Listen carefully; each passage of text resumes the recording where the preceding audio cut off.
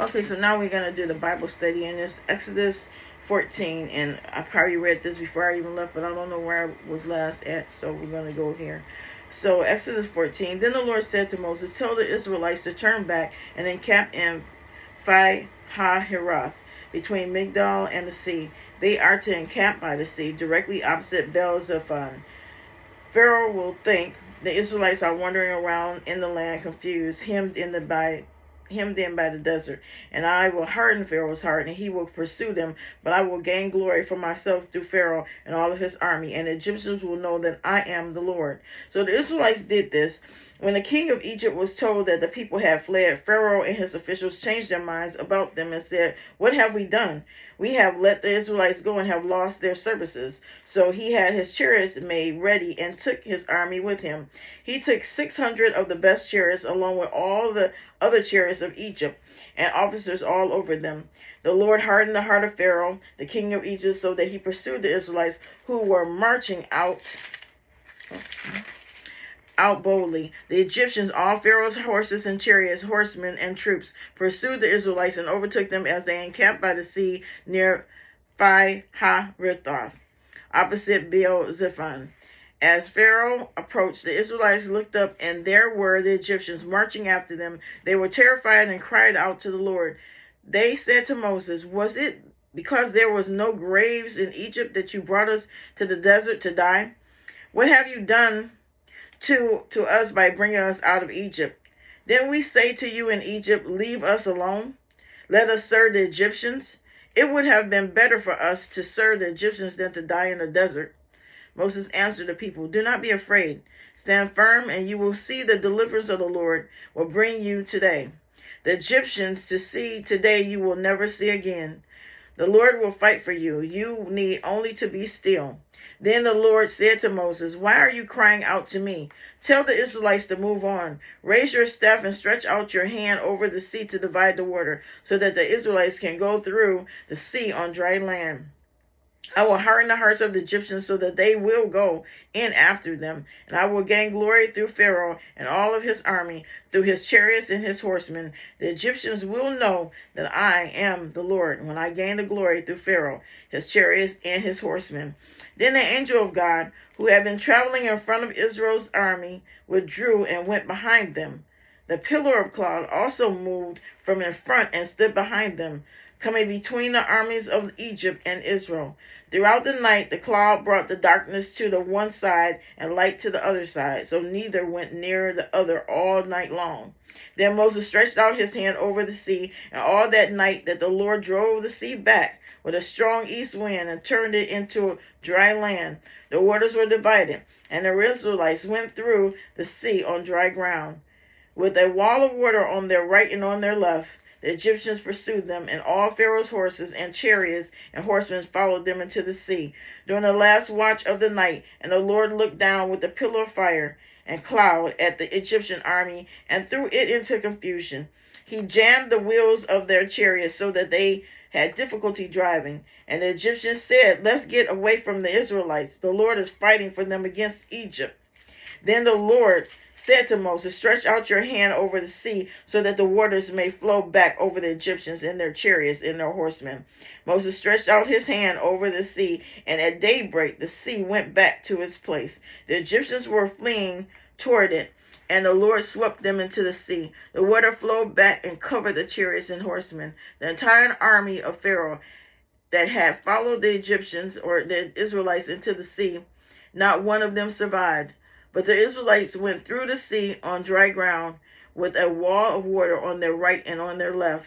That day the Lord saved Israel from the hands of the Egyptians, and Israel saw the Egyptians laying dead on the shore. And when the Israelites saw the mighty hand of the Lord displayed against the Egyptians, the people feared the Lord and put their trust in him and in Moses, his servant. And so now 15, the song of Moses and Miriam. Then Moses and the Israelites sang this song to the Lord. "I will sing to the Lord, for he is highly exalted. both horse and driver, he has hurled into the sea. The Lord is my strength and my defense. He has become my salvation. He is my God, and I will praise him. My father's God, and I will exalt him. The Lord is a warrior. The Lord is his name. Pharaoh's chariots and his army he has hurled into the sea. The best of Pharaoh's officers are drowned in the Red Sea. The deep waters have covered them. They sink to the depths like a stone. Your right hand, Lord, was majestic in power. Your right hand, Lord, shattered the enemy. In the greatness of your majesty, you threw down those who opposed you. You unleashed your burning anger. It consumed them like stubble. By the blast of your nostrils, the waters piled up. The surging waters stood up like a wall. The deep waters congealed in the heart of the sea. The enemy blasted. I will pursue, I will overtake them, I will divide the spoils, I will gorge myself on them, I will draw my sword, and my hand will destroy them. But you blew with your breath, and the sea covered them. They sank like lead in the mighty waters. Who among the gods is like you, Lord? Who is like you, majestic in holiness, awesome in glory, working wonders? You stretched out your right hand, and the earth swallowed your enemies. In your unfailing love, you will lead the people you will have redeemed. In your strength, you will guide them to your holy dwelling. The nations will hear and tremble. Anguish will gripe the people of Philistia, and the chiefs of Edom will be terrified. The leaders of Moab will be seized with trembling. The people of Canaan will melt away. Terror and dread will fall on them. By the power of your arm, they will be as still as a stone until your people pass by, Lord. Until your people you brought pass by, you will bring them in and plant them on the mountain of your inheritance, the place, Lord, you made for your dwelling, the sanctuary, Lord, your hands established. The Lord reigns forever and ever. When Pharaoh's horses, chariots, and horsemen went into the sea, the Lord brought the waters of the sea back over them. But the Israelites walked through the sea on dry ground. Then Miriam, the prophet, Aaron's sister, took a timbrel in her hand. All the women followed her with timbrels and dancing. Miriam sang to them, "Sing to the Lord, for he is highly exalted. Both horse and driver he has hurled into the sea." And now the waters of Marah and Elam. And Moses led Israel from the Red Sea, and they went into the desert of Shur. For 3 days they traveled in the desert without finding water. When they came to Marah, they could not drink its water because it was bitter. That is why the place is called Marah. So the people grumbled against Moses, saying, "What are we to drink?" Then Moses cried out to the Lord, and the Lord showed him a piece of wood. He threw it into the water, and the water became fit to drink. There the Lord issued a ruling, and instruction for them, and put them to the test. He said, "If you listen carefully to the Lord your God, and do what is right in his eyes, if you pay attention to his commandments, and keep all his decrees, I will not bring on you any of the diseases I brought unto the Egyptians, for I am the Lord who heals you." Then they came to Elim, where there were 12 springs and 70 palm trees, and they camped there near the water. Manna and quail, Exodus 16. The whole Israelite community set out for Elim and came to the desert of Sin, which is between Elim and Sinai, on the 15th day of the second month after they had come out of Egypt. In the desert, the whole community grumbled against Moses and Aaron again. The Israelites said to them, "If only we had died by the Lord's hand in Egypt. There we sat around pots and meat and ate all the food we wanted. But you have brought us out here into the desert to starve this entire assembly to death." Then the Lord said to Moses, "I will rain down bread from heaven for you. The people are to go out each day and gather enough for that day. In this way I will test them and see whether they will follow my instructions. On the 6th day they are to prepare what they bring in, and that is to be twice as much as they gathered on the other days." So Moses and Aaron said to all the Israelites, "In the evening you will know that it is or was the Lord who brought you out of Egypt. And in the morning you will see the glory of the Lord, because he has heard your grumbling against him. Who are we that you should grumble against us?" Moses also said, "You will know that it was the Lord when he gives the meat to eat in the evening, all the bread you want in the morning, because he has heard your grumblings against him. Who are we? You are not grumbling against us, but against the Lord. This is what Moses said to them. Then Moses said to Aaron, say to the entire Israeli community, come before the Lord, for he has heard your grumbling. While Aaron was speaking to the whole Israelite community, they looked towards the desert, and there was the glory of the Lord appearing in the cloud. The Lord said to Moses, I have heard the grumbling of the Israelites. Tell them, at twilight you will eat meat, and in the morning you will be filled with bread. Then you will know that I am the Lord your God. That evening, quail came and covered the camp, and in the morning there was a layer of dew around the camp. When the dew was gone, thin flakes like frost on the ground appeared on the desert floor. When the Israelites saw it, they said to each other, what is this? For they did not know what it was. Moses said to them, it is the bread the Lord has given you to eat. This is what the Lord has commanded. Everyone is to gather as much as they need. Take an omer for each person you have in your tent. The Israelites did as they were told. Some gathered much, some gathered little, and when they measured it by the omer, the one who gathered much did not have too much, and the one who gathered little did not have too little.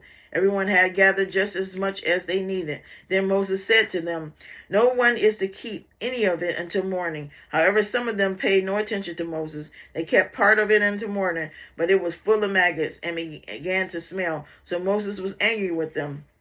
Each morning, everyone gathered as much as they needed, and when the sun grew hot, it melted away. On the sixth day, they gathered twice as much, 2 omers for each person, and the leaders of the community came and reported this to Moses.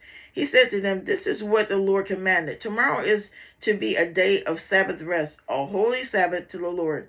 So bake what you want to bake and boil what you want to boil. Save whatever is left and keep it until morning. So they saved it until morning, as Moses commanded, and it did not stink or get maggots in it. Eat it today, Moses said, because today is the Sabbath to the Lord. You will not find any of it on the ground today. 6 days you have to gather it, but on the 7th day, the Sabbath, there will not be any at all to gather. Nevertheless, some of the people went out on the 7th day to gather it, but they found none. Then the Lord said to Moses, how long will you refuse to keep my commandments and my instructions? Bear in mind that the Lord has given you the Sabbath, that it is why on the 6th day he gives you bread for 2 days. Everyone is to stay where they are on the 7th day. No one is to go out. So the people rested on the 7th day, and the people of Israel called the bread manna. It was white like coriander seed and tasted like wafers made with honey. Moses said, this is what the Lord has commanded. Take an omer of manna and keep it for the generations to come, so that they can see the bread I gave you to eat in the wilderness when I brought you out of Egypt. So Moses said to Aaron, take a jar and put an omer of manna in it. Then place it before the Lord to be kept for the generations to come. As the Lord commanded Moses, Aaron put the manna with the tablets of the covenant law, so that it might be preserved. The Israelites ate manna 40 years until they came to a land that was settled. They ate manna until they reached the border of Canaan. An omer is 1/10 of an ephah. I should have looked that up, what that was, before I started reading, but tomorrow. And I think that, let me see, should I get one more? Chapter 17, water from the rock. The whole Israelite community set out from the desert of Sin, traveling from place to place as the Lord commanded. They camped at Rephidim, but there was no water for the people to drink. So they quarreled with Moses and said, give us water to drink. Moses replied, why do you quarrel with me? Why do you put the Lord to the test? But the people were thirsty for water there, and they grumbled against Moses. They said, why did you bring us out of Egypt to make us and our children and livestock die of thirst? Then Moses cried out to the Lord, what am I to do with these people? They are almost ready to stone me. The Lord answered Moses, go out in front of the people. Take with you some of the elders of Israel, and take in your hand the staff with which you struck the Nile, and go. I will stand there before you by the rock at Horeb. Strike the rock, and water will come out of it for the people to drink. So Moses did this in the sight of the elders of Israel. And he called the place Massa and Meribah, because of the Israelites quarreled, and because they tested the Lord, saying, is the Lord among us or not? The Amalekites defeated. The Amalekites came and attacked the Israelites at Rahadim. Moses said to Joshua, choose some of our men and go out to fight the Amalekites. Tomorrow I will stand on the top of the hill with the staff of God in my hand. So Joshua fought the Amalekites as Moses had ordered, and Moses and Aaron and Hur went to the top of the hill. As long as Moses held up his hands, the Israelites were winning. But whenever he lowered his hands, the Amalekites were winning. When Moses' hands grew tired, they took a stone and put it under him, and he sat on it. Aaron and Hur held his hands up, one on one side, one on the other, so that his hands remained steady until sunset. So Joshua overtook the Amalekites' army with the sword. Then the Lord said to Moses, write this on a scroll as something to be remembered, and make sure that Joshua hears it, because I will completely blot out the name of Amalek from under the heaven. Moses built an altar and called it, the Lord is my banner. He said, because hands were lifted up against the throne of the Lord will be at war against the Amalekites from generation to generation. So that was all the way to 17. We'll start at 18 tomorrow. All right. From this lesson, you should know that no matter what situation you find yourself in, having absolutely nothing, being in a place where you don't know what the outcome of your life is going to be, or what the outcome of your bills are going to be, government shutdown, you don't know when it's going to end, the Lord will provide completely. And when you do not know what to do, all you have to do is start saying, thank you, Lord, in the middle of tears, in the middle of you don't know what the situation is going to be. And even when it comes down to somebody being sick or something that you yourself as a person cannot handle, give it to the Lord. We are children, even though we have grown bodies. We might be 99 or 100 and something, but the point is that no matter what, from 1 year old or a baby until the time you see the Lord, you are still his child, and he protects his children, and he is not a person that he will lie. He takes care of his own, no matter what. All you have to say, Lord, I don't have this, that. He knows it, but you can. He wants you to have conversation. So if you lacking money, you're lacking food, lacking a job, Lord, help me. This is what I have. What do I need to do? And wait for his answer, complete answer, because he will answer you. And this Bible is a love note to let you know of the promises that you have, that God takes care of his own. So this is just not a book to sit down. For some it is. It grows dust. But this book is to let you know that even if you don't open the pages, which I hope you do, because you get to know the Lord in a deeper way. But this book is a promise to let you know that no matter what, God is the answer. He is always the answer, and he will always come through, even if it's 12:59, even if it's 11:59. He comes through no matter what. So God bless you. May he keep you, and read the word for yourself again, and you have a blessed day.